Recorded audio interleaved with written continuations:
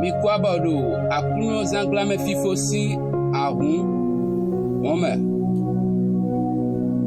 Mina hanundo Deutéronome 28 verset 7. Ei mi wulando. Ei kenta wa ton arwamion. Ma ou ma vanvona blobo. Mina dude kenta di.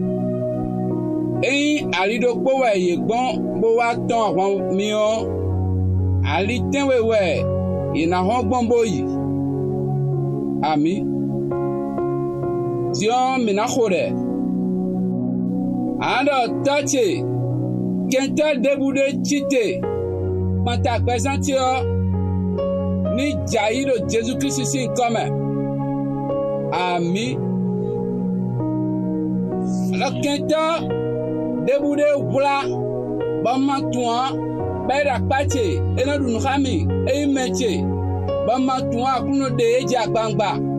Le Jésus-Christ ici comme. Ami. Kongoledo gigo tueme akruno. Nizi. Kenta debu. Kabi mendebu sunu ya yonu ya. Debu de mamba. Fifa numi do bete me an. Nizi edero Jésus-Christ ici comme. Ami.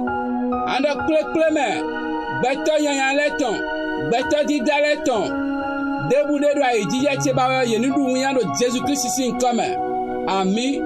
Wendo to yanyan debu. Letina mina do yanyan mi akuno barato. Bonu donu ye. Le Jésus sin comme. Ami.